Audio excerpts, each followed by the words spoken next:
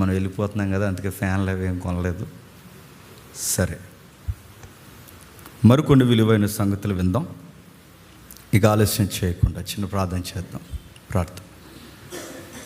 పరలోకమందున్న మా తండ్రి, అన్నయ్య ద్వారా కొన్ని విలువైన సందర్భానుసారమైన లేఖనాల యొక్క క్రమంలో తండ్రి మాకిచ్చిన ఈ బోధన బట్టి మీకు స్తుతులు స్తోత్రం.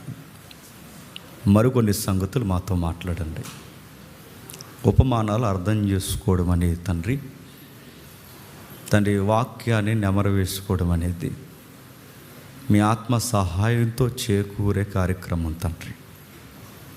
ఆత్మ సహాయం లేనప్పుడు ఉపమానాలు కూడా అర్థము తండ్రి. ఆ ఉపమానాలు వెనక తండ్రి తప్పుడు యొక్క వాక్యాలు ఇప్పటివరకు మేము వినేసి ఉన్నాం దేవా. వాటిని మరలా తండ్రి విద్యార్థులుగా మమ్మల్ని సరిచేస్తూ సహోదరుల ద్వారా, మా ద్వారా, అందరి ద్వారా మీరు మాట్లాడుతున్నందుకు మీకు స్తుతులు స్తోత్రములు. మరి ఒక ఉపమాన భాగంలోకి మేలుచుండగా మా అందరితో మీరు మాట్లాడతారని కోరుతూ క్రీస్తున్నామని ప్రార్థన సమర్పిస్తున్నాం తండ్రి. ఆమేన్. జాగ్రత్తగా మరికొన్ని సంగతులు విందాం. లూకా సువార్త 17వ అధ్యాయం. లూకా సువార్త 17వ అధ్యాయం. లూకా సువార్త 17వ అధ్యాయం 7వ వచనం నుండి 10వ వచనం వరకు. దున్నువాడు కానీ మేపువాడు కానీ మీలో ఎవరికైనా ఒక దాసుడు ఉండగా వాడు పొలములో నుండి వచ్చినప్పుడు నీవు ఇప్పుడే వెళ్ళి భోజనము చేయమని వాడితో చెప్పడు. అంతేకాక భోజనము చేయుటకు ఏమైనా సిద్ధపరిచి నడుము కట్టుకొని నేను అన్నపానములు పుచ్చుకునే వరకు నాకు పరిచారము చేయము, అటు తర్వాత నీవు అన్నపానములు పుచ్చుకొని వచ్చినని వానితో చెప్పిన కానీ ఆ దాసుడు ఆజ్ఞాపింపబడిన పనులు చేసినందుకు వాడు దయచూపునని వానిని మెచ్చున, అటువలే మీరును మీకు ఆజ్ఞాపించబడినవన్నీ చేసిన తర్వాత మేము నిష్ప్రయోజకులమైన దాసులము, మేము చేయవలసినవే చేసి ఉన్నామని చెప్పుడని. ఆగుతాం. కొన్ని వాక్య భాగాలు పదే చదవాల్సిన వాక్య భాగాలు ఉన్నాయి. ముఖ్యంగా యూదుల యొక్క టీచింగ్ లేదా వారి ప్రీచింగ్ అంత త్వరగా అర్థం కాదు. వాళ్ళ నెగిటివ్ షేడ్స్లో నుంచి పాజిటివ్ షేడ్స్ కూడా చూపించిన మెసేజెస్ ఉన్నాయి. అవి అంటే ఒక చెడ్డ ఉదాహరణ నుంచి ఒక మంచిని నేర్పించే విధానం ఉంది. ఎవరికి? యూదులకి. అందుకే వాళ్ళ బోధన అర్థం చేసుకోవాలి అంటే కాస్తంత సందర్భానుసారంగా చదవాలి. ఇందాక అన్నయ్య వాక్యాన్ని చెప్పారు. చాలామంది ఆ వాక్యాన్ని ఎలా వివరించారంటే, ఆడు పోగేసుకున్నాడుగా, ఆడు గోడాంస్లో పోగేసుకున్నాడు కదా. ఎవరు? ఈ ధనవంతుడు. పోగేసుకున్న సందర్భంలో దేవుడు నైట్ వచ్చి మాట్లాడుతుంటాడు. ఏమనంటే వాడు నైట్ ఫీల్ అవుతాడు. డబ్బులు ఉన్న వాళ్ళకున్న పెద్ద ప్రాబ్లం ఏంటంటే నైట్లో నిద్ర రాదు వాళ్ళకి. సీలింగ్ లైఫ్ చూసుకుంటారన్నమాట, డబ్బులు ఎక్కువైపోయి. అలా చూసుకుని ఫీల్ అవుతారు. అకౌంట్స్ గుర్తొస్తుంటాయి, గోల్డ్ గుర్తొస్తుంటుంది, సైట్స్ గుర్తొస్తుంటాయి, ఇంకా వాళ్ళ పెట్టుబడులు, నెక్స్ట్ మంత్కి ఎంత గ్రాస్ రాబోతుంది, పర్సంటేజ్, ఇవన్నీ గుర్తొచ్చి ఆనందంలో నిద్ర రాదన్నమాట. ఆ ఆనందంలో వాడు చెప్పుకుంటున్నాడు ఏమనంటే, ప్రాణమ తినుము, తాగుము, సంతోషించమని. వాడు ఎప్పుడైతే ఈ మాట మాట్లాడుకుంటున్నాడు, ప్రభు వచ్చి అన్నాడు, ఈ రాత్రిని ప్రాణం అడుగుచున్నారన్నారు. ఈ సందర్భాన్ని ఎగ్గొట్టి పెద్ద సుఖాల బోధకులు దీన్ని ఎలా తిప్పారంటే, ఆ ప్రాణం అడుగుతున్నారన్నది ఎవరో తెలుసా మీకు అన్నారు. ఎవరు అని చెవులు పెద్ద అయిపోయినాయి మనకి. ఎవరు అనగానే ఎవరేటి? ఆ ప్రకటన గ్రంథం 9:6 బలిపీఠం కింద వధింపబడిన ఆత్మలు ఉన్నాయిగా, ఉన్నాయి, వాళ్ళే అడుగుతున్నారు అన్నారు.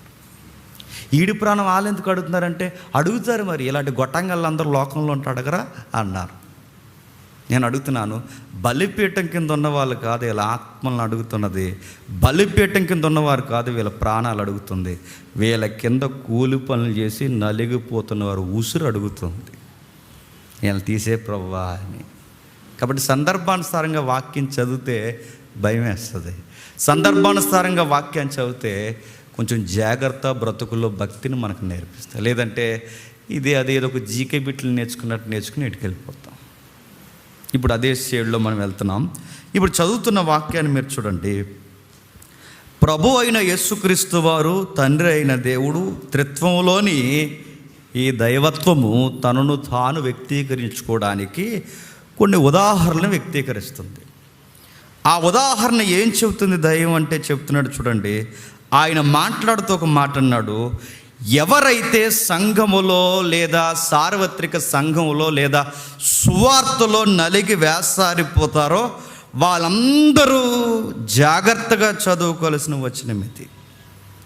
అవగాహన లేకపోతే ఉపమానాన్ని తప్పుద్రోవ పట్టిస్తాను. ఇందాక కూడా చెప్పాను, మళ్ళీ ఒకసారి జ్ఞాపకం చేస్తున్నాను. చెడ్డ ఉదాహరణలో నుంచి కూడా మంచి పాఠాన్ని నేర్పించే టీచింగ్స్ జూయిస్కి ఉన్నాయి. మరలా మీకు చెప్పిన ఒక ఉదాహరణ చెప్తాను. ఇదిగో, దేవుని రాజ్యము పులిసిన పిండిని పోలి ఉందన్నాడు. అదేంటి పులిసిన పిండి అంటే? మంచిదనా చెడ్డదనా చెప్పండి? మంచిదా చెడ్డదా? పులిసిన పిండి అంటే అది మంచిది కాదు, అది తినడానికి పనికిరాదు, ఇంట్లో పెట్టుకోవడానికి పనికిరాదు, పనికిరాని దాన్ని పులిసిన పిండి అంటారు. పులిసిన పిండి అనే ఒక భయంకరమైన పదార్థాన్ని దేనికి పోలుస్తున్నాడు అంటే? ఒక నెగిటివ్ ఎగ్జాంపుల్ని పాజిటివ్గా ఎందుకు పోలుస్తున్నాడు అంటే, ఉదాహరణలో కనబడుతున్న పిండి చెడ్డదైనా అందులో వెనకాల ఉన్న కంటెంట్ ఇంపార్టెంట్ అంటున్నాడు. ఎలా అంటే, పిండి పులిసిపోయిన తర్వాత దాని సైజు పెరుగుతుంది. మీరు చూడండి, రొట్టె పులిసిపోయింది అనుకోండి, మనం కొన్నప్పుడు ఎంత ఉంటుంది రొట్టె? ఉదయానికి ఇంత అయిపోయింది అనుకోండి, ఏంటి దేవుడిని రొట్టెని దీవించాడనా? ఏంటి దాని అర్థం ఏంటి? ఎక్స్పైర్ అయిపోయింది, అది పులిసిపోయిందంటే. ఇంత రొట్టు అది ఎలా ఎక్స్పైర్ అయిపోయినప్పుడు అది ఎలా అయితే ఇంకా అది విస్తరించిందో, దేవుని రాజ్యాన్ని కూడా ఎలా పోలుస్తున్నాడంటే, విస్తరిస్తే అంటే పిండి పులిసిపోయినప్పుడు పిండి ఎలా విస్తరిస్తుందో, ఇంకా ప్లేస్ని ఎలా ఆక్యుపై చేస్తుందో, దేవుని రాజ్యము కూడా పిండి మాదిరి విస్తరిస్తుంది అనడానికి ఒక నెగిటివ్ ఎగ్జాంపుల్లో నుంచి చెప్పండి, పాజిటివ్ మెసేజ్ ఇచ్చాడు. ఇలాంటి టీచింగ్స్ ఉన్నాయి బైబిల్లో. అలాంటి టీచింగ్ ఇప్పుడు మనం చదవబోతున్నాం. ఈ 7 నుంచి 10 వచనాల్లో చండాలమైన యజమానితో దేవుడిని తనను తాను పోల్చుకున్నాడు. నా మాట అర్థమవుతుందా? చండాలమైన యజమాని అంటే మనం విలేకరులం అయ్యామనుకోండి, శ్రామికుల కష్టాన్ని దోచుకున్న దౌర్జన్యకారుడు యజమానుడు అని రాస్తాం మనం ఎగ్జాంపుల్ చదివితే. ఒకవేళ విలేకరులుగా పనిచేసాను, లోకల్ టీవీ విలేకరుగా పనిచేసాం అనుకోండి, ఇలాంటివి చదివినప్పుడు ఇదిగో సామాన్యుల కష్టాన్ని, శ్రామికుల కష్టాన్ని దోసేసిన యజమానులు, ఈ దౌర్జన్యం పోవాలి. ఈరోజు అంబేద్కరిజం కదండి, అందుకే ఎగ్జాంపుల్ చెప్తున్నాను. ఇలాంటివి మనం రాస్తాం, అడుగుతున్నాను, ఇలాంటివన్నీ మనం రాస్తాం. ఎందుకంటే ఈ యొక్క వ్యత్యాసాలు చూసే విధానం ఉంది. దీన్ని అర్థం చేసుకోవాలి అంటే కాస్తంతకు విధానం, ఒక ఉదాహరణ మనకు తెలియాలి. దీన్ని ఏమంటారంటే స్లేవ్స్ ఎగ్జాంపుల్స్ అంటారు, బానిసల యొక్క ఉదాహరణలు. బానిసలు అనగానే మీకు తెలుసు, మన ఇండియాలో కూడా బానిసత్వం కొనసాగింది. కులం పేరు మీద బానిసత్వం కొనసాగింది. పెత్తందారి వ్యవస్థ పేరు మీద చిన్న తెగల వారిని ఊడిగించేశారు. అందంగా ఉన్న వాళ్ళని వాడుకున్నారు, కాస్త మందంగా ఉన్న వారిని ఇంట్లో పనులు చేసుకోవడానికి పెట్టుకున్నారు. దేవుడి పేరు మీద దేవుళ్ళకి పెళ్ళిళ్ళు చేశారు, రకరకాలు చేశారు. 1 కాదు 2 కాదు, రకరకాల. ఇక దేవుడి పేరు మీద జరిగించిన దౌర్జన్యం అంత ఇంత కాదు. ఏమనంటే మేము యజమానులు అబ్బాయి అన్నారు. ఇక రెండవది ఏం జరిగింది? అబ్రహాం లింకన్ మీకు తెలుసు, నల్ల జాతీయులు తెల్ల జాతీయులకి బానిసలుగా ఉండేవారు.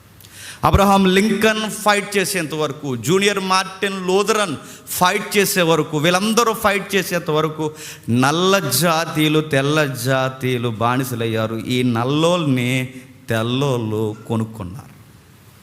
ఇప్పటికీ మీరు చూడండి, గల్ఫ్ ఏరియాలో 2 సంవత్సరాలు మన వాళ్ళు కొనుక్కుంటారు. గల్ఫ్ వెళ్తున్నాం అంటారుగా, గల్ఫ్ వెళ్ళడం అంటే ఏంటి? 2 సంవత్సరాలు మమ్మల్ని కొనుక్కుంటున్నారని.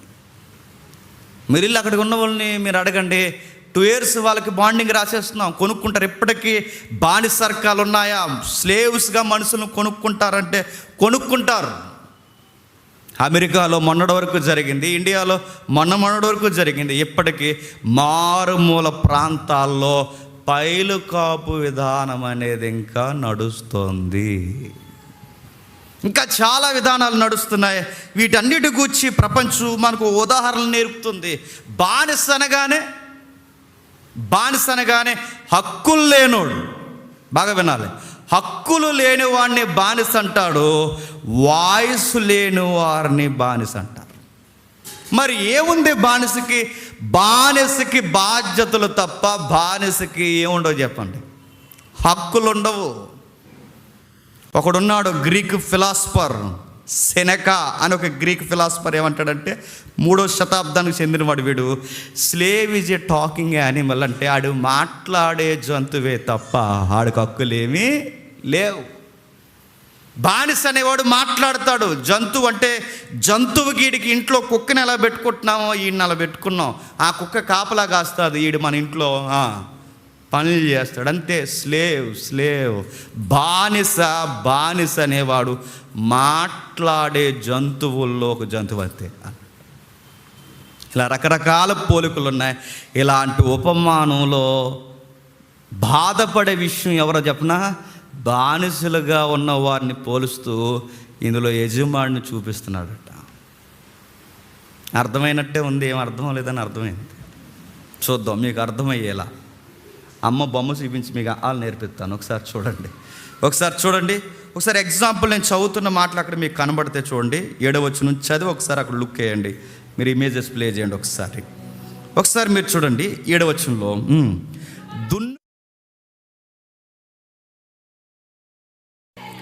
మీలో ఎవరికైనాను ఒక దాసుడుండగా వాడు పొలములో నుండి వచ్చినప్పుడు నీవిప్పుడే వెళ్ళి భోజనము చేయమని వానితో చెప్పిన. బాగా వినాలండి, చాలా జాగ్రత్తగా వినాలి.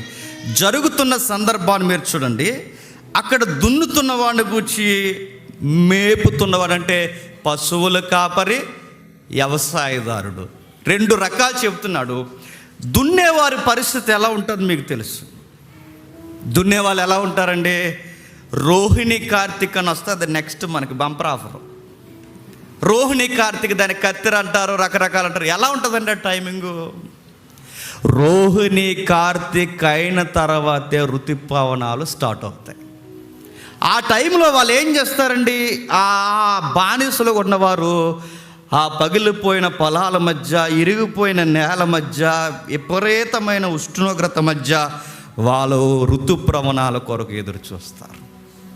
ఇప్పుడంటే ఎరువులు ఉన్నాయి, ఇప్పుడంటే బోర్లు ఉన్నాయి. నేను అడుగుతున్నాను, పూర్వం లేదా మన పితరుల కాలంలో ఎరువులు లేవు. ఎరువులు లేని కాలంలో దేవుడు దిగుబడి ఎలా ఇచ్చేవాడంటే ఉరుముల ద్వారా ఇచ్చేవాడు. నోట్ చేసుకోండి.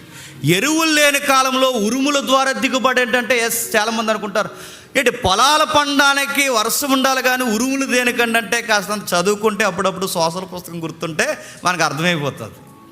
మనం చదువుకున్నాగా 7th క్లాస్ 8th క్లాస్ టైంలో ఉరుములు దేనికి, వర్షం ఉంటే సరిపోతుంది అంటే నో, ఎరువులు లేని టైంలో పక్క ఉరుములు వాన పడితేనే పొలాలు బాగా పండుతాయి. ఈ మధ్యకాలం మీరు చూస్తున్నారా? అసలు ఉరుములతో పడే వానలు పడుతున్నాయా? వానే పడతలేదు. ఒకప్పుడు వాన పడితే ఎదవ సాంగులన్నీ పాడేవారు, పనికిమాల ఉదాహరణలన్నీ పాడేవారు. చెత్త ఇన్ని రోజులు ఎక్కడికి పోయావు అని అడిగిందంట. దాక్కున్నావా, రావాలిగా అన్నదట. ఈవిడ పెద్ద హీరోయిన్ మనకి. ఈడంటాడు వర్షం పడుతుందిగా బజ్జీలు వేయకపోయావా అన్నాడట. సమోసాలతో టీ పెట్టే వేడివేడిగా అని అన్నట్ట. ఇలాంటి వాళ్ళు ఎక్కువైపోయాక వర్షాలు పడటం మానేసింది. ఎక్కడికి పోయావు? ఆడుకుంటున్నాను కదా, రావు కదా. ఇలాంటి అడుగుతున్నాను. ఉరుములు వాళ్ళలో బాగా విన్నాడు. ఉరుములు వాళ్ళు ఎందుకంటే కావలసినప్పుడు వర్షమే కాదు, వర్షం ఉరుములతో పడాలి. ఎందుకంటే ఉరుములు ఎరువు లాంటివి. నేను రాసుకుని వచ్చాను, ఎందుకని మర్చిపోతాను, మళ్ళీ ఎవడో నన్ను పట్టుకుంటాడని రాసుకున్నాను. మెరుపు వేడికి ఏం జరుగుద్దంటే నైట్రోజన్, హైడ్రోజన్ గాలుల సమ్మేళనం కలిసి NH3 తయారవుతుంది. NH3 అంటే అమోనియా తయారవుతుంది. జల్తున్నారుగా అమోనియా పిండి. ఈ అమోనియా ఎందులోంచి వస్తుంది తెలుసా? ఉరుములు దానికి తోడై ఆ ఉరుములకి ఆ మెరుపులు తోడైతే ఈ నైట్రోజన్ యొక్క గాలుల సమ్మేళనంలో NH3 పుడుతుంది, అంటే అమోనియా పుడుతుంది. అమోనియాతో ఆ వర్షం అలా పడితే, ఏ పొలంలో వర్షం పడితే చెప్పండి ఆ పొలానికి దిగుబడి బాగా వస్తుంది. అందుకే ఉరుముల వలన పడేవి ఒకప్పుడు దిగుబడులు బాగుండేవి, విత్తనం గట్టిగా ఉండేది, తిన్న మనం కూడా గట్టిగా ఉండేవాళ్ళం. ఇప్పుడు అన్ని చెత్తలు తింటున్నాం. ఇప్పుడు ఉరుములు లేవు, ఎరువులు, ఉరుములు లేవు, మెరుపులు లేవు, అంతా గాలి వానలు. మళ్ళీ చేసిన వ్యవహారాన్ని సరిపోలేదని మళ్ళీ కేంద్ర ప్రభుత్వాలట సహజమైన వర్ష కేంద్రీకృతాన్ని తీసుకొచ్చి మేఘమందనం చేస్తారంట. మేఘమందనం, మనకి మేఘమందనం అంటే వర్షాలు కావాల్సిన టైంలో కురిపించేస్తారు. కురిపించారు, చచ్చిపోతాం ఇవన్నీ తినేసి. పెరుగులో చెప్తున్నారు కదండి, పెరుగులో ప్లాస్టిక్ అట్ట, నాకు తెలీదు పెరుగు ప్యాకెట్ వేసుకోకూడదని మంచి చెప్తున్నారు. పెరుగులో అట మనం ఒరిజినల్ పెరుగు వేసుకుంటాం కదా, ఒరిజినల్ పెరుగు ఇలా వేసుకున్నప్పుడు ఇది ఒరిజినల్ పెరుగు అనడానికి కొంచెం వాటర్ కంటెంట్ అలా పక్కకి వెళ్తే పెరుగు ఒరిజినల్. వాటర్ కంటెంట్ పోకుండా అది టైట్గా ఐస్ క్రీమ్లో ఉందంటే గమ్ము కలిపేస్తారట. నాకు అనిపించింది ఇన్ని రోజులు గమ్ము తినేసాను నేను అని. పెరుగులో మళ్ళీ గమ్ము తిని బతికేసాము అనేసి. నేను ఎందుకు చెప్తున్నానంటే సహజత్వం పోయింది. ఇలాంటి సహజమైన వర్షాల కొరకు ఆ పేదోళ్ళు ఎదురు చూసేవారు, ఆ బానిసలు ఎదురు చూసేవారు. ఆ బానిసలు వాళ్ళు రకరకాల ప్రయత్నాల కొరకు ఎదురు చూసేవారు. ఎప్పుడు వస్తుందా అని. బానిస అంటే నన్ను జీవితారు, ఆయన జీవించండి, వీళ్ళని కాదు, నెక్స్ట్ ఆ పొలంలో ఉన్నాయని జీవించండి, పొలంలో ఉన్నాయని జీవించండి. పొలం ఓకే, ఎదురు చూసేవారు. ఆ రోహిణి కార్తీక్లో ఎండ ఎలా ఉంటుందండి, అప్పుడప్పుడు ఎండ దెబ్బలు తెలియాలండి మనకి. బయటికి వెళ్ళి చూడండి, పొలాలకు అప్పుడప్పుడు సరదాగా పొలాలకు వెళ్ళండి, విత్తనం విలువ మనకు తెలుస్తుంది, పంట విలువ మనకు తెలుస్తుంది. గుప్పుడు మెతుకులు వదిలేయాలంటే నేను మళ్ళీ చెప్తున్నాను, ఈ మెతుకులు ఎంత విలువగా వచ్చినాయో మనకు అర్థం అవుతుంది. మా తండ్రి వ్యవసాయకుడు కనుక నాకు తెలుసు, అందుకే చెప్తున్నాను. నేను 16 ఎకరాల వ్యవసాయకుడు మా నాన్న. ఆ పొలం పనులు అవి ఎంత దారుణంగా ఉంటాయంటే అవరంతా సీరియస్. అది ఆ నెరల మధ్య మనం టిక్ టాక్ అని క్యాటవాక్ చేస్తే అందులో పడిపోతాం మనం. అందులో మన నల్లేం గరుగ్గా ఉంటాయి, చెప్పులు లేకుండా. వాళ్ళు ఎంత ఎదురు చూస్తారో పొలంలో, అటు తిరుగుతారు, ఇటు తిరుగుతారు, ఇటు తిరుగుతారు, అటు తిరుగుతారు. సహజమైన వర్షాల కొరకు ఎదురు చూస్తారు. దేవుడు పోలుస్తున్నాడు, దున్నేవాడు వాతావరణం కొరకు పొలంలో ఎదురు చూస్తాడు. దున్నేవాడు నెరల మధ్య అటు ఇటు అడుగులు తడబడి ఎదురు చూస్తాడు. పెరుగుడు వాన, మెరుపుల వాన, ఎరువులు లాగా ఎప్పుడు వస్తుందని ఎదురు చూస్తాడు. ఎండాకాలంలోనే సరిగ్గా దున్నుతారు. నిన్నటి వరకు కర్ణాటక నుంచి మన కర్నూలు వరకు, హంపి ఏరియా వరకు ఎన్ని పొలాలు అలా రేగడి ఉంటుందండి, అలాగ ఎండిపోయి ఎక్కడైనా ఆగుదామంటే ఒక మొక్క కనపడుతుంది. సరిగ్గా ఈ టైంలో దున్నేస్తుంటారు. నేను అడుగుతున్నాను, ఈ టైంలో ఎందుకు దున్నుతున్నారంటే ఇప్పుడు దున్నితేనే సరిగ్గా టయానికి పొలం రెడీగా ఉంటుందని దున్నుతారండి. ఏరుశెనగ కోసం దున్నుతారు, చిన్న చిన్న పొలాల కొరకు దున్నుతారు. అంటే సరిగ్గా మండు టెండలో దున్నుతారు. బాగా ఎండ కాసినప్పుడే మేఘం నల్లగా వస్తుంది, చూసారా? అది నేచర్కి ఉన్న సహజత్వం. అది అంటే నల్లటి మేఘం కమ్ముకి రావాలంటే వేడుగాలు ఇలాగ వెళ్ళిపోయి, అది చల్లగాలు సముద్రం మీదకి వెళ్ళి మళ్ళీ ఏడుగాలు మేము వెళ్ళిపోతున్నాం మీరు రెండని ఆ చల్లగాలికి ఆహ్వానం చెప్పేంత వరకు, అంటే అల్పపీడనం మామూలు పీడనం అంటారుగా, ఇదే శ్వాస లేదు. ఇదంతా జరిగేంత వరకు ఈ మధ్య ఒకడు ఎదురు చూస్తాడు. ఆ పొలంలో పనిచేసేవాడు ఎంత ఎదురు చూస్తే ఈ లోపు ఈ పొలం యజమాని ఉంటాడు. ఆ యజమాని ఇంట్లో ఉండి ఏం చేస్తాడు చెప్పండి? ఏసీ వేసుకుంటాడు. ఇంకేం చేస్తాడు చెప్పండి? దేవుడు పోల్చుకున్నాడు. ఆ ఏసీలో కూర్చున్న యజమాని దేవుడితోనే పోల్చుకున్నాడు. ఏసీ వేసుకుంటాడు, కూర్చుంటాడు. ఆ యజమాని కూర్చుని, వచ్చావా, ఎంత లేటుగా వచ్చావే అని అడుగుతాడు. అయ్యా కొంచెం ఆలస్యమైందా, కొంచెం పొలాలు ఇంకా మనకి ఆ దున్నేవాడు నాతో పాటు కలిసి రావడం కొంచెం టైం పట్టిందంట. రోజే చెప్పేది ఇదేరా, వచ్చి ఆ పనులన్నీ చేసి మనకు బయట సామానం అవి ఉండిపోయినవన్నీ లోపల పెట్టేసి, ఆ నాగలు అక్కడ పడేసి, ఇదిగో ఆ పశువులను అక్కడ కట్టేసి ఇలా లోపలికి రా, టీ పెట్టు అంటాడు. అలాగేనయ్యా అని వెంటనే టవల్ ఇలాగా వేసుకొని వెళ్ళిపోయి చక్క వెంటనే టీ పెట్టినా నీళ్ళు పెట్టి బయటికి వెళ్తాను. చెప్పులు ఎక్కడ పెట్టారా? అయ్యా రాత్రి మీరు ఎక్కడే ఊడ్చా, నువ్వు నాకు చెప్తావు ఎక్కడ ఊడ్చావు, తీసుకురెళ్ళి తీసుకొస్తాడు, పెడతాడు, చెప్పులు ఇస్తాడు, నీళ్ళు పెడతాడు, ఒళ్ళు పడతాడు, స్నానాలు చేసేంత వరకు దగ్గరకు ఉంటాడు, స్నాక్స్ రెడీ చేస్తాడు, ఇవన్నీ చేస్తాడు. అంత అయిన తర్వాత ఈ పొలం నుంచి ఉదయం నుంచి సాయంత్రం వరకు ఎండలో ఎండిపోయి ఇంటికి వచ్చిన తర్వాత వీడికి టీ ఇచ్చి, ఈయనగా ఈయన దాకా టీయా ఎవరు ఆ ఏసీలో ఉన్నవాడికి టీ ఇచ్చి, ఆడికి కావాల్సినవన్నీ ఇచ్చి, చెప్పులు ఇచ్చి అన్నీ వేసిన తర్వాత సోగ్గా స్నానం చేసిన తర్వాత వెళ్తున్నప్పుడు చెప్తాడు, అంతా అయిపోయింది కదా, వెళ్ళిపోయాను అనుకో, ఆ పనులన్నీ చక్కబెట్టించు, మళ్ళీ భోజనానికి రెడీ వస్తుంది, లోపల వంట రెడీ చేసి ఉంచు. వంట రెడీ చేసేస్తాడు, చక్కచక్క రెడీ చేస్తాడు. పొలం నుంచి వచ్చిన తర్వాత ఈ పనులన్నీ గ్యాప్ లేకుండా చేస్తాడు. అప్పుడు అంటాడు, అంతా బాగానే చేసా కానీ ఓ పని చేయి, దా భోజనం చేద్దాం. భోజనం చేస్తున్నాను, వెయిట్ చేయి అంట. ఆ మాటలు ఉన్నాయి చూడండి, అక్కడ ఆ మాటలు ఉన్నాయి చూడండి ఒకసారి. 8వ వచనంలో, అంతేకాక నేను భోజనము చేయుటకు ఏమైనాను సిద్ధపరిచి నడుము కట్టుకొని, ఆ ఇమేజ్లు ప్లే చేయండి, ఇమేజ్లు. నేను అన్నపానములు పుచ్చుకునే వరకు నాకు పరిచారము చేయవలను, అటు తర్వాత నీవు అన్నపానములు పుచ్చుకొనవచ్చునని వానితో చెప్పను. కానీ ఆ దాసుడు ఆజ్ఞాపింపబడిన పనులు చేసినందున వాడు దయ చూపనని వానిని మెచ్చిన. అక్కడ ఒక క్వశ్చన్ రేజ్ చేస్తున్నాడు చూడండి. పొలం నుంచి వచ్చినాడు, రా వెంకయ్య రా వచ్చావా, కొంచెం నీళ్ళు తాగు అండో, కొంచెం టీ తాగు అండో, దా కూర్చో కొంచెం చెప్పు, చేతికలే పనులు అండో, నాకు టీ పెట్టు, నాకు నీళ్ళు పెట్టు, నాకు భోజనం పెట్టు, నాకు కావాల్సిన అన్ని సిద్ధపరచు. శుభ్రంగా భోజనం చేసిన తర్వాత అంటాడట, భోజనం చేసే వరకు వెయిట్ చేయి. అది కదయ్యా, ఇవాళ కొంచెం నేను అలా బయటికి ఎక్కడికి వెళ్తావు, ఇంట్లో పనులన్నీ మానేశాడు అంటే, ఈరోజు అంబేద్కర్ జయంతి అన్నారయ్య అంటే, అంబేద్కర్ జయంతి వెళ్తావురా ఉండు అని చెప్తారు. కరెంట్ ఎగ్జాంపుల్ చెప్తున్నాను నేను. ఎక్కడికి వెళ్తావు, నువ్వు ఉండు, పనులన్నీ చేయి, అన్నీ చక్కబెట్టి నేను భోజనం చేసే వరకు ఉండు. ఇప్పుడు భోజనం ఈ పెద్ద ఆయన పొలంలో పనిచేసి వచ్చాడండి. ఆ పని చేసి వచ్చిన తర్వాత అలా కూర్చుంటారు దేనంగా, అక్కడ కూర్చుని ఎన్ని చెబుతాడో ఆ ఏసీలోంచి వచ్చినట్టు.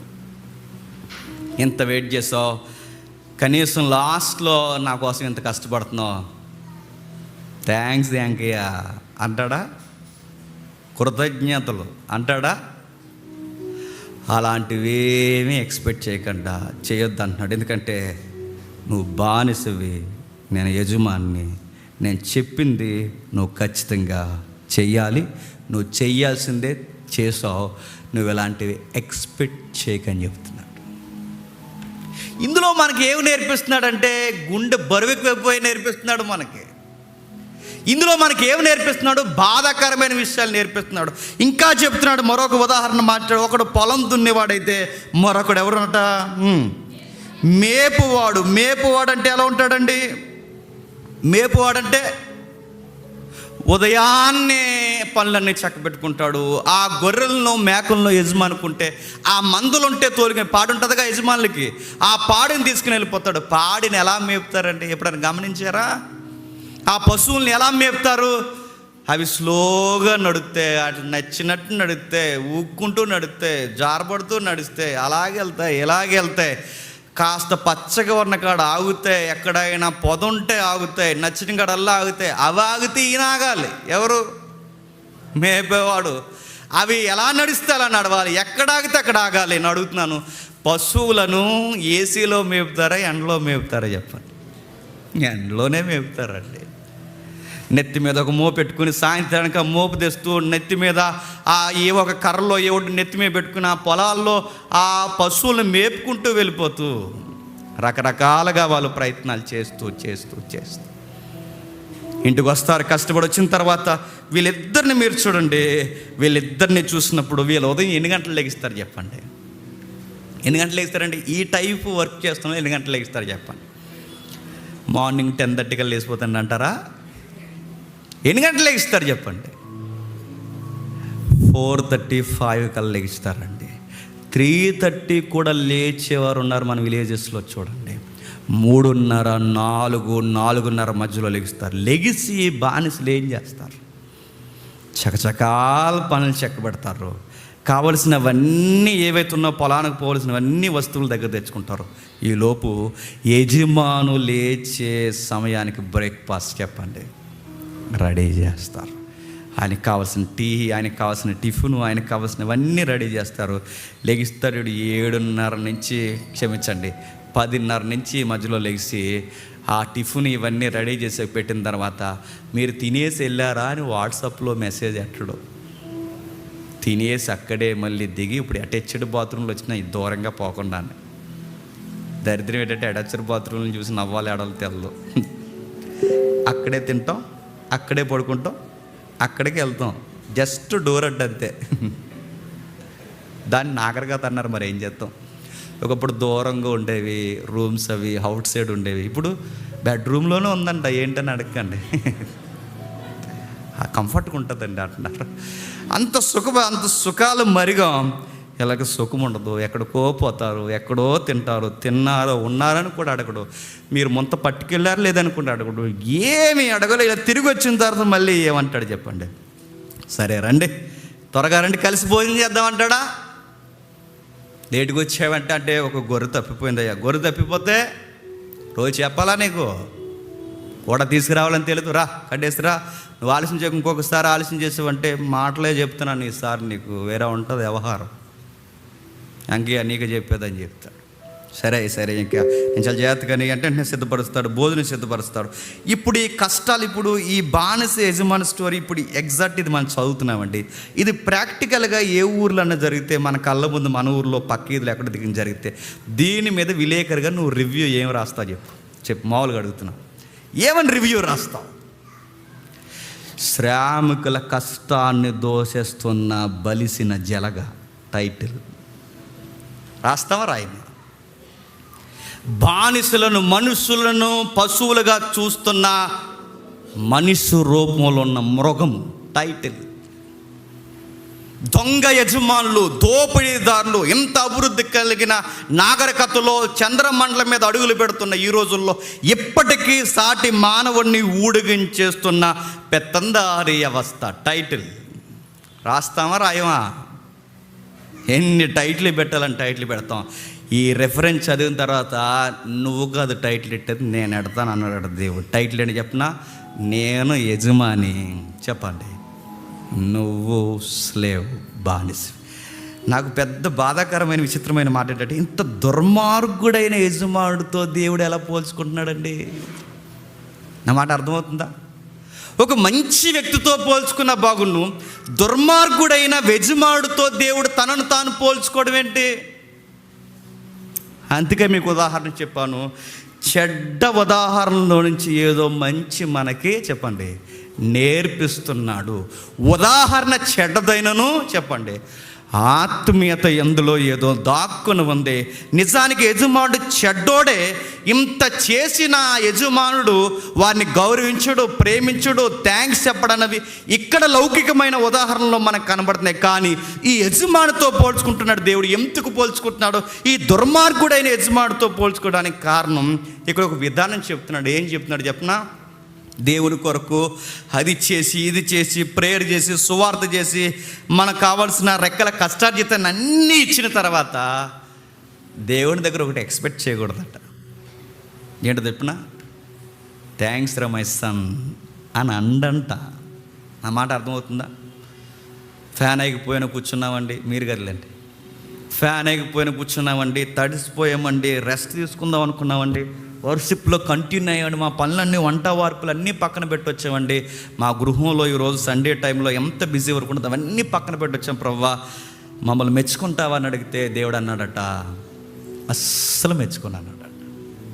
ఎందుకు మెచ్చుకో ప్రవ్వా అంటే, మీరు చేయవలసిందే చేశారు, ఇందులో చెప్పుకోవడానికే ఉంది.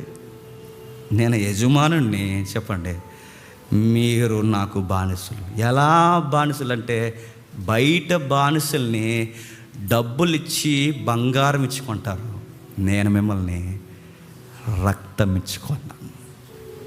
ఏమిచ్చుకున్నాడు? రక్తం ఇచ్చుకున్నాను. ఆ రక్తం ఇచ్చుకున్నాను కనుక ఆ 9వ వచనంలో ఆ దాసుడు ఆజ్ఞాపింపబడిన పనులు చేసినందుకు వాడు దయ చూపునని వాడిని మెచ్చునా. మీ సంఘంలో ఎంత నలిగిపోయామండి, నేను సువార్తలు ఎంత నలిగిపోతున్నానండి, నేను డే అండ్ నైట్ మీటింగ్స్కి వెళ్తున్నానండి, పరిచర్య చేస్తున్నానండి, అంతండి సంఘ పెద్దనండి, అదండి తోపండి తురుమండి, మా సంఘంలో నేను ఇంత బరువు నువ్వెన్నంటే చెప్పు, నువ్వు ఎంత వివరణ అంటే జేమ్స్ నెలంతా తిరుగుతాడండి, పగలు తిరుగుతాడు, రాత్రి ఎన్నంటే చెప్పరా జేమ్స్, నువ్వెన్నంటే చెప్పు. నీకు మెచ్చుకునే ప్రోగ్రామ్స్ ఇటు ఏమీ లేదు, నువ్వు చెయ్యాలనే నేను కొన్నాను, నువ్వు చేయవలసిందే చేస్తున్నావు. ఇందులో నీకు రివార్డ్స్ ఎందుకు ఎక్స్పెక్ట్ చేస్తున్నావు? మొత్తం పనంతా చేసిన తర్వాత ప్రభువా 31st నాకు ఏమి ఇస్తావంటే 31st ఇచ్చాను, ఇంకేమి ఇవ్వాలి నీకు? ఇంకా బతుకున్నావు, ఇంకేమి ఇవ్వాలి? చెయ్యాల్సిందే చేసావు అంటే మేము నిష్ప్రయోజకులమైన దాసులం. అంటే మనం అంతా చేసిన తర్వాత ప్రతి విశ్వాసికి సేవకుడికి చెప్పుకోవాల్సిందే చెప్పనా, మేము చేసిందేమీ లేదు, దేవుడు చెప్పిందే మేము చేసాం. నేను ఎందుకు చెప్తున్నా చెప్పనా, ఇప్పుడు మినిస్ట్రీలు ఎలా ఉన్నాయంటే, మా మినిస్ట్రీ ఎంత పని చేస్తుంది చెప్పనా, ఎంత పని చేసినా చేయాల్సిందే చేశారు అంతే. మా మినిస్ట్రీ ఎంత పని చేస్తుంది చెప్పనా, మేము అక్కడ సంఘాన్ని కట్టాం, ఇక్కడ సంఘాన్ని కట్టాం, అక్కడ సంఘాన్ని కట్టాం, తెలుగు రాష్ట్రాల్లో ఇంకా విదేశాల్లో మేము సంఘాలు కట్టబోతున్నాం, మా బ్రాంచ్లు అన్ని దిక్కుల్లో ఉంటాయంటే ఉన్న తర్వాత ఇంత పరిచర్య ప్రపంచంలో ఎవడేం చేస్తాడంటే, ఎవడు చేయకపోయి నువ్వు చేసినా దేవుడు అంటాడు చేయాల్సిందే చేస్తావు. నిష్ప్రయోజకమైన చెప్పండి దాసులు. రేపొద్దున మన మినిస్ట్రీ డెవలప్ అవుద్ది, ఇంకా చేస్తాం, మా అలాగే ఇంకెవడో చేయడంటే ప్రభు అంటాడు చాలా చేసేవరే అంకయ్య అంటాడు. కూర్చో, టీ తాగావా అని యజమాని దగ్గర ఎలా అయితే అడుగుతాడని ఎక్స్పెక్ట్ చేయకూడదో, నిన్ను పొగుడుతాడు దేవుడు నీ పనిని బట్టినని నువ్వు ఊహలోకి ఎందుకంటే మన పని రక్షణకి మూలం కాదు, ఆయన కృపే రక్షణకి మూలం. మన పని రివార్డ్స్ మనకి తీసుకురాదు. ఎందుకంటే ఇంత పని చేసిన వాళ్ళు అన్నారట, మేము ఏం చేసామండి, మేము చేసింది ఏమీ లేదు, ఎందుకంటే ఆయన మమ్మల్ని కొన్నాడు, రక్తం ఇచ్చుకున్నాడు. అందుకే పౌలు కానీ అపోస్తులు కానీ వాళ్ళ లెటర్స్ రాస్తున్నప్పుడు, పేతురు కానీ వీళ్ళు రాస్తున్నప్పుడు ఇలా రాయరండి లెటర్స్. ఎలా రాయరో చెప్పనా, నేనెవరో తెలుసా, అపోస్తుల్లో కాస్తంత వయసులో పెద్దోడిని, కేఫా అని నేనే. తాళాల గుర్తు ఎవరికి ఇచ్చారో తెలుసా, యేసుక్రీస్తు వారు. పరలోకపు తాళాలు ఎవరికి ఇచ్చారు అనుకుంటున్నారు, నాకే ఇచ్చారు. అండో పేతురు ఏమంటాడు చెప్పనా, నేను యేసుక్రీస్తునకు దాసుడను, పేతురని నేను యేసుక్రీస్తునకు దాసుడని నేను శుభమని చెప్పి రాయినది ఏమనగా నేను బానిసని, స్లేవ్ అన్నాడు. మనమైతే ఏమన్నా చెప్పనా, తాళాలు ఎవరికి ఇచ్చారు అనుకుంటున్నారు, నాకే ఇచ్చారు. తాళాలు చేతితో పట్టుకుని పేతురని నేను రాయినది ఏమనగా అని రాస్తా. వాళ్ళకి అర్థమైంది కనుక బానిసలు అన్నారు. పౌలు గారు ఏమంటారు చెప్పిన, ఇదిగో 12 మంది శిష్యులు ఇశ్రాయేలుకి రిప్రజెంటివ్గా ఉంటే ఒకే ఒక్క మనుష్యుడిగా వన్ అండ్ ఓన్లీ సింగిల్ పర్సనాలిటీగా నిలబడి అన్యజనులకి రిప్రజెంట్గా అంబాసిడర్గా వ్యవహరిస్తున్నాను. ఎవరనుకుంటున్నారు నన్ను? 13వ సంఖ్యలో 12 మంది ఒక పక్క అయితే 13వ ఒక పక్క. అది మన క్యాపబిలిటీ అని రాయుడు ఏమని రాస్తాడు చెప్పనా, యేసుక్రీస్తునకు దాసుడైన పౌలను నేను శుభమని చెప్పి రాయినది ఏమనగా అంటాడు. మరి అమ్మకి ఏ గర్భాన్నైతే యేసుక్రీస్తు వారు పుట్టారో అదే గర్భాన పుట్టినోని యాకోబుని, జాకోబ్. ఇదిగో యోధాని ఎవరైతే ఉన్నారో ఈ యాకోబుని నేను, మా అన్నయ్య యేసు ప్రభు ఆయన నామమును రాయినది ఏమనగా అండో. సొంత సహోదరుడైనా ఏమని రాశాడు తెలుసా, యేసుక్రీస్తు దాసుడైన యాకోబును నేను శుభమని చెప్పి రాయినదేమనగా. వీళ్ళందరిలో ఒకలా ఉంటుందండి. ఎందుకో చెప్పినా వాళ్ళకు ఒక విషయం అర్థమైంది, మేము ఎంత కష్టపడినను చెప్పండి నిష్ప్రయోజకులమైన దాసు. ఏంటి పేతురు నేను తలకిందులుగా సిలివేశారంట, నీ సాక్ష్యం అదిరిపోయిందయ్య అంటే మొత్తం సిలివేసి పరదేశంలో నిలబడిన తర్వాత పేతురు ఇలా అంటాడేమో, చేయాల్సిందే చేశాను సార్, ఇంక పెద్ద ఏం చేశాను సార్ అంటారట. పౌలు గారు ఎంత పరిచర్య అంటే ఈ ఆసియా నుంచి యూరప్ ఖండం వరకు ఎంత పరిచర్య చేసిన పౌలు గారు, ఏంటి నీ పరిచర్య, రివార్డ్స్ అవార్డ్స్ ఎరగొట్ట నీ నువ్వు చేసినంత మినిస్ట్రీ ఎవడు చేయలేదంట. ఏమంటావు పౌలు అంటే, పౌలు గారు అంటారు చేయవలసిందే చేసింది సార్, నేను ఆయన నాకు ఇచ్చిన పరిధిని మించి నేను ఎక్కడికి దాటిపోలేదని తమ్మును తాము అర్థం చేసుకుని తగ్గించుకున్నారట. మనం ఎలాంటి వాళ్ళని చెప్పనా, ఇప్పటి వరకు మనం ప్రేయర్లో కూర్చొని సరిగ్గా 9:30కి లేదా 9కో మీరు ఇంటికి వెళ్ళిపోయిన తర్వాత, మీరు ఇంటికి వెళ్ళేసరికి ఒక 10కి క్లోజ్ అయింది అనుకో టైమింగ్ అంతా, మీ ఫీలింగ్ మన ఫీలింగ్ లోపల ఏమంటుంది చెప్పిన, ఇప్పటి వరకు ప్రేయర్లేనో ఉండొచ్చాం, ఇంకెందుకులే ప్రార్థన, పడుకుందాం, వెంటనే మనసు ఎక్కేస్తాం. నువ్వు లెక్కలేసుకుంటావు. ఇప్పటి వరకు ప్రేయర్లో ఉన్నాను, ఉదయం అక్కడ ప్రేయర్కి వెళ్ళాను, ఇప్పుడు ప్రేయర్కి ఇక్కడికి వచ్చాను, మా లోకల్ చర్చికి వెళ్ళాను, ఈ చర్చికి వెళ్ళాను, అలాగే రొట్టె ద్రాక్షరసం తీసుకున్నాను, ఇవాళ నేను చాలా భక్తిగా గడిపేసాను, ఇంక సార్లే ప్రేయరు, మనసు ఎక్కేస్తాం. నువ్వెన్ని చేసినా నేను మళ్ళీ చెప్తున్నాను, నువ్వు చెయ్యాల్సింది చెయ్యాలి అంతే. నువ్వెన్ని చేసినా చెయ్యాలి. మేము ఇంత చేసాం ప్రభు అని రికార్డ్ లేదట. అదిగా కొరింథీ పత్రిక చెప్తున్నాడు చూడండి, మొదటి కొరింథీ పత్రిక 6వ అధ్యాయం, మొదటి కొరింథీ పత్రిక 6వ అధ్యాయం 20వ వచనం. మొదటి కొరింథీ పత్రిక 6వ అధ్యాయం 20వ వచనం. విలువ పెట్టి కొనబడిన వారు గనక మీ దేహముతో, దేవుడు విలువ పెట్టి కొనబడ్డారు కనుక మీ దేహముతో, చెప్పండి, దేవుణ్ణి మహిమపరచుడి. మీరు విలువ పెట్టి కొనబడ్డారు. మేము అది ఇది ఈ సేవలో నా ఆరోగ్యం పోయిందంటే పోతుంది. నువ్వు పోవాలని నేను కొన్నాడు. ఈ సేవలో నేను ఎంత నిట్టూరు పిడిచినా తెలుసా, ఈ సేవలో నేను ఎంత అనారోగ్యం పాలయ్యాను తెలుసా, పోతుంది. పోయినా దేవుడు నేను మెచ్చుకోడు. పోయినా గుర్తుపెట్టుకో, నీ ఆరోగ్యాన్ని బట్టి నీకేం అవార్డ్స్ ఇవ్వడు, పోతుంది అంతే. కరోనా టైంలో ప్రాణాలకి తునప్రాయలగించుతూ పోయి ప్రార్థన చేస్తారు. అంటుకుంటుందని తెలిసిన ప్రాణాలు పోయే చాలామంది సేవకులకి. ఆ టైంలో నేను అడుగుతున్నాను, ఎందుకు పోయారు? ప్రాణాలు పోతాయి, అందరూ ఉన్నట్టు ఇంట్లో మీరు ఉండొచ్చు కదంటే ఉండలేకపోయారు. నశించిపోతున్న ఆత్మల పట్ల భారం ఉంది కనుక వాళ్ళు వెళ్ళిపోయి ప్రార్థన చేస్తారు. అది అంటుకుంటుందని తెలిసి ఎదురెళ్ళారు, చివరికి ప్రాణాల మీద తెచ్చుకున్నారు. చాలామంది వయసు మళ్ళిన సేవకులు చచ్చిపోయారు. నేను అడుగుతున్నాను, దాన్ని బట్టి వాళ్ళని ఏమైనా పొగుడతాడు అనుకుంటున్నారా? ఆయన్ని మనల్ని అందరిని ఒకలాగా చూస్తాడండి. ప్రభు అంటాడు, ఉదయం ఒకడు వచ్చాడు పొలంలో పని చేయడానికి, మధ్యాహ్నం ఒకడు వచ్చాడు పొలంలో పని చేయడానికి, సంధివేళ ఒకడు వచ్చాడు పొలంలో పని చేయడానికి, అందరికి ఒకటే కూలిచ్చాడట. అలా ఎలా ఇస్తావు? మేము ఉదయం నుంచి ఇన్ని గంటలు కష్టపడ్డాం, ఆడు మధ్యాహ్నం వచ్చాడు, మధ్యాహ్నం కూడా అంతా కష్టపడ్డాడు, వీడు సాయంత్రం 1 గంటే కష్టపడ్డాడు, అందరికి ఒకే కూలి ఎలా ఇస్తావంటే ఆయన అన్నాడు, నేను మేము కొనుక్కున్నాను రా, నాకు నచ్చినట్టు మీరు ఉండాలి, నేను నచ్చిన కూలి మీకు ఇస్తాను, మీకెడర మధ్యలో పని చేయండి అంటాడట. మనం తెగ ఫీల్ అయిపోతాం. ఎవరో బయట అంటారు కదండి, రాజకీయంలో 40 సంవత్సరాలు మాకు అనుభవం అని.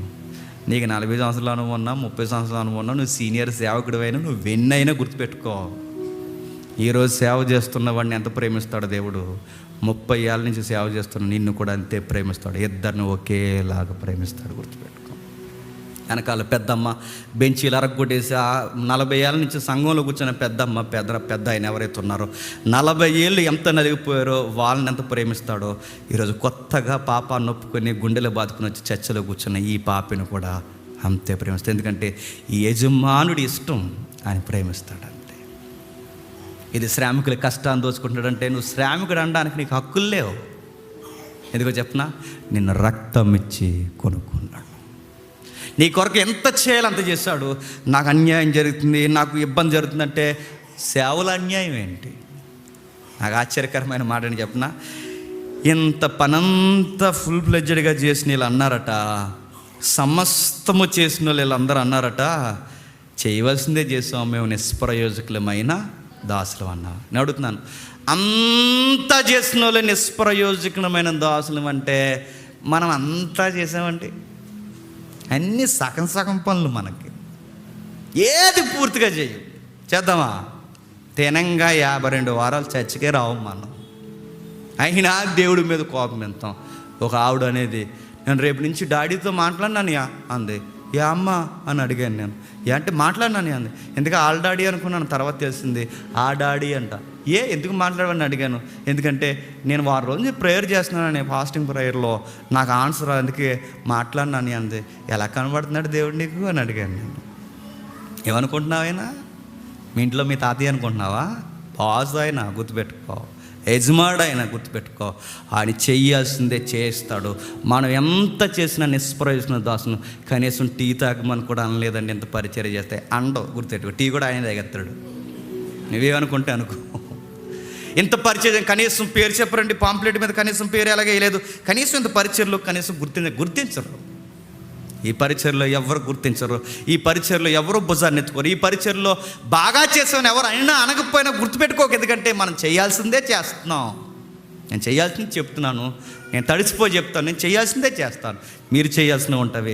మీరు చేయాల్సిందే. ఇందులో ఎవరెవరిని పొగర్రో, ఎవరినెవరిని ఎత్తుకోరు, ఎవరినెవరిని ముద్దాడరు, ఎవరినెవరిని గొప్ప చేయరు.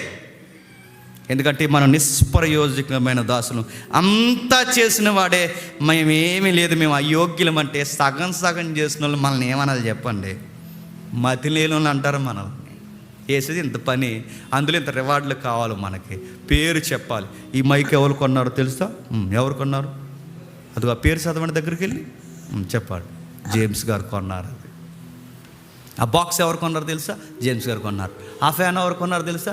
అది 3 రెక్కల మీద చూడాలి, అమ్మాయి పేరు, ఆవిడ పేరు, అందరి పేరు ఉంటుంది చూడు, జేమ్స్ గారు కొన్నారు.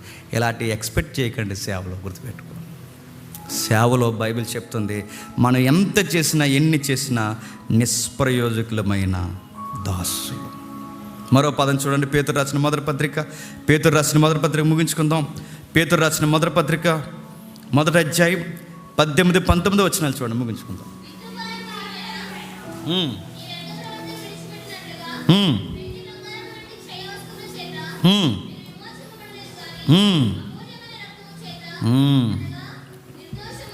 నిర్దోషమును నిష్కల్మషమైన గొర్రె పిల్ల వంటి క్రీస్తు రక్తముతో విమోచింపబడుతారని మీరు ఎరుగుదురు కదా.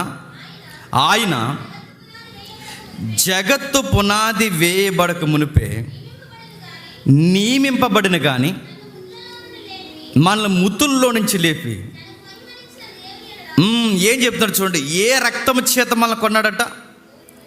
అమూల్యమైన క్రీస్తు రక్తము చేత కొన్నాడు. ఇప్పుడు మీరు అనుకోవచ్చు, మరి ఇంత పని రక్తం ఇచ్చి మనల్ని కొన్నాడు కనుక, ఇంత పరిచర్లో మనం కష్టపడిపోయి, సంఘంలో మనం కష్టపడిపోయి, ఇంత వేసారిపోతే మరి మనకి ఎనర్జీ ఎక్కడి నుంచి వస్తుందండి? పొలం పనులు చేసేసి, ఇంటికి వచ్చి ఇంటి పనులు చేసేసి, ఉదాహరణలో అన్నీ చేసి యజమానికి అన్నీ చక్క పెడితే మనకు ఓపిక ఎక్కడి నుంచి వస్తుందంటే బైబిల్ చెప్పింది, ఓపిక ఇచ్చేవాడు ఆయనే. గుర్తుపెట్టుకో.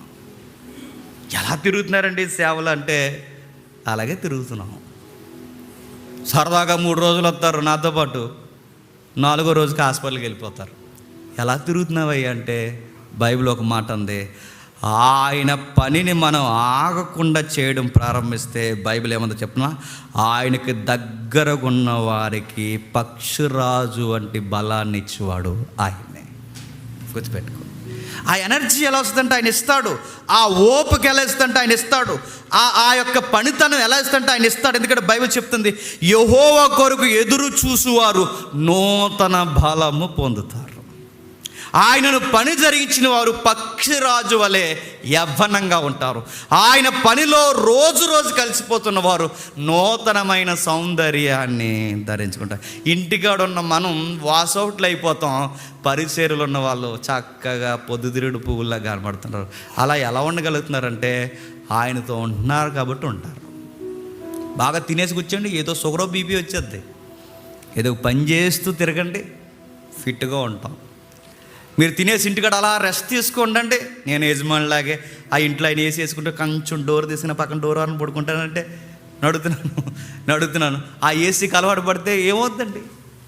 పని చేసేప్పుడు పని చేయాలి, రెస్ట్ తీసుకునేది ఇప్పుడు రెస్ట్ తీసుకోవాలి.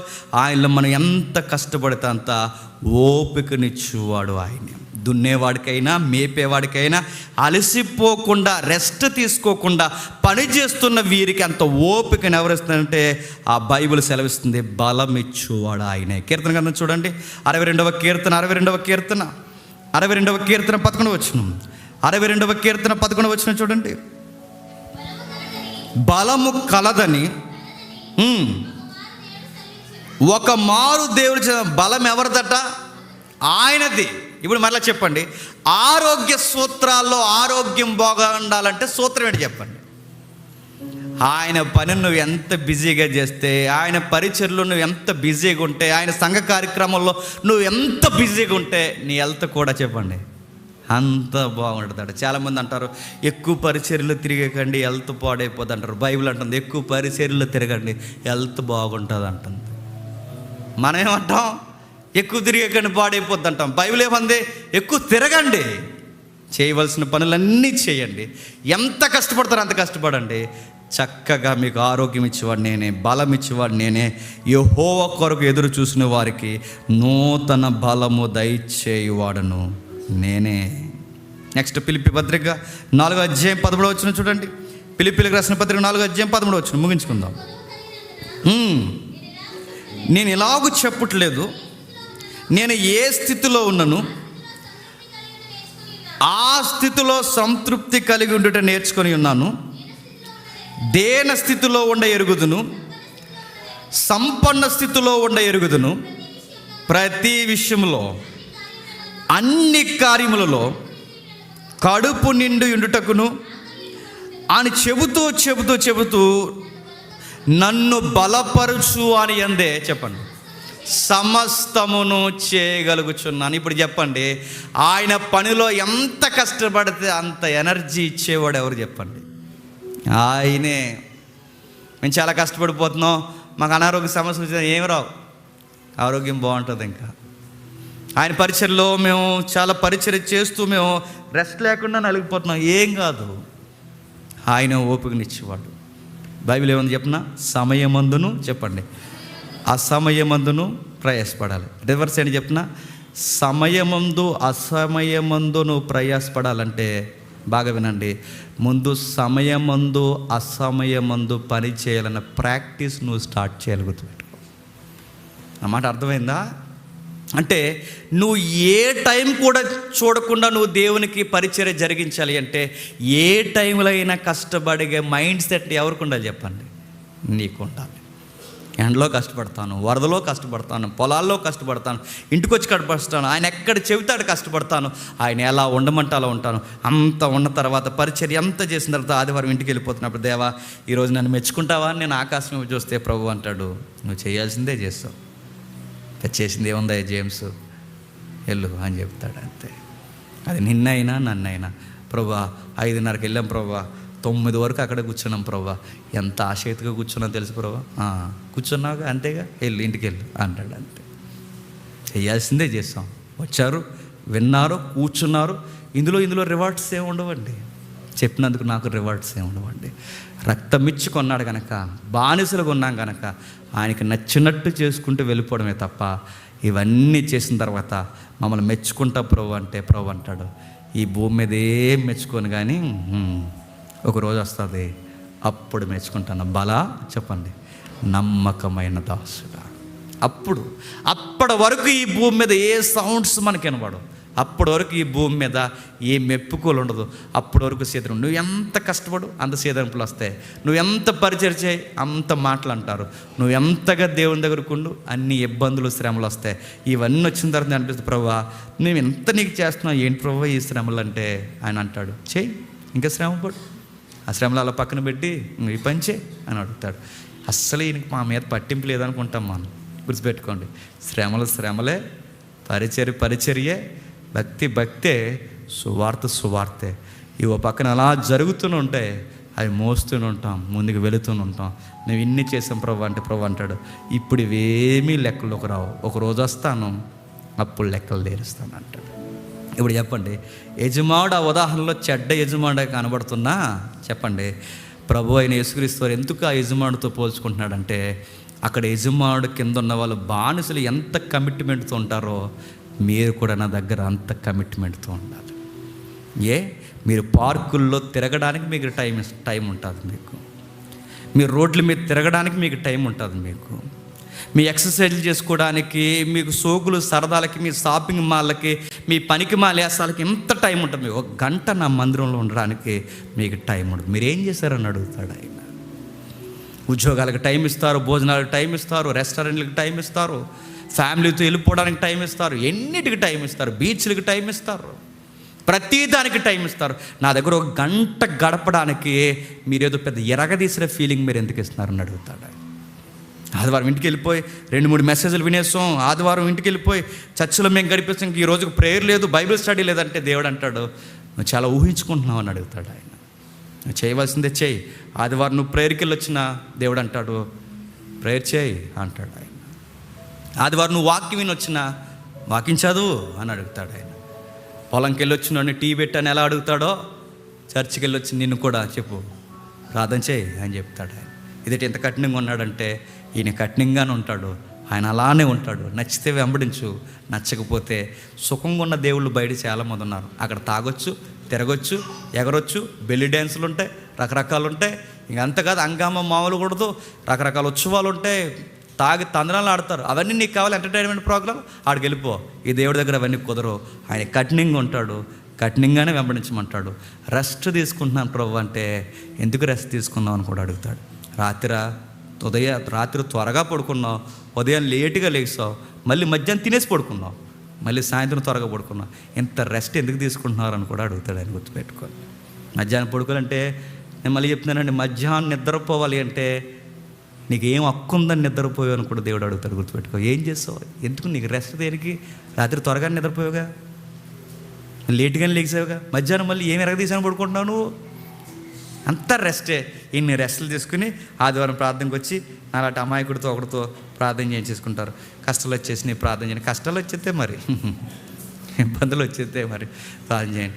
ఆయనకి దగ్గరగా ఉండండి, అన్నీ బాగుంటాయి. ఆయనతో కలిసి ఉండండి, ఎనర్జీ బాగుంటుంది, ఫైనాన్స్ బాగుంటుంది, అన్నీ బాగుంటాయి. ఆయనతో ఎంత కమిట్ అయి ఉంటే అంత మన లైఫ్ స్టైల్ బ్యూటిఫుల్గా కొనసాగుతుంది. ఇదే సీక్రెట్. దేవుడు మిమ్మల్ని దీవించును గాక. ప్రార్థన చేసుకుందాం. అలా కళ్ళు మూసుకోండి, ప్రార్థన. రొట్టె ద్రాక్షరసం సిద్ధం చేద్దాం. రొట్టె ద్రాక్షరసాన్ని సిద్ధం చేసుకుందాం. ఈ మాటలతో ఏకీభవించండి. ప్రసాద్ అంకుల్ గారు, శ్రీని గారు, ఎవరైతే పెద్దవారు ఉన్నారో వీళ్ళందరూ రొట్టె పరిచర్యలో పాల్గొనవలసిందిగా కోరుచున్నాను. వ్యామగిరి ప్రసాద్ గారు, చంద్రకుమార్ గారు, అభి తమ్ముడు, దిలీప్ అన్న, ఇంకెవరైతే ఉన్నారో శ్రీని గారు, ఎవరైతే ఉన్నారో కొంతమూరు నుంచి వచ్చిన రమేష్ గారు, ఇంకా పెద్దవారు ఎవరైతే ఉన్నారో అందరూ పాల్గొనండి దయచేసి. చెప్పిన వర్తమానం ఒకసారి నాతో పాటు ఏకీభవించి మీరు అలాగే వీలైతే మోకరించగలిగిన వారు మోకరించండి, మోకాల్లో ఇబ్బంది ఉన్నవారు నిలబడండి, ప్రార్థనలో దేవుణ్ణి గౌరవించండి. దయచేసి ఎవరు వెళ్ళిపోకండి, చెప్పిన వర్తమానాన్ని నెంబర్ వేసుకోండి. ప్రార్థన.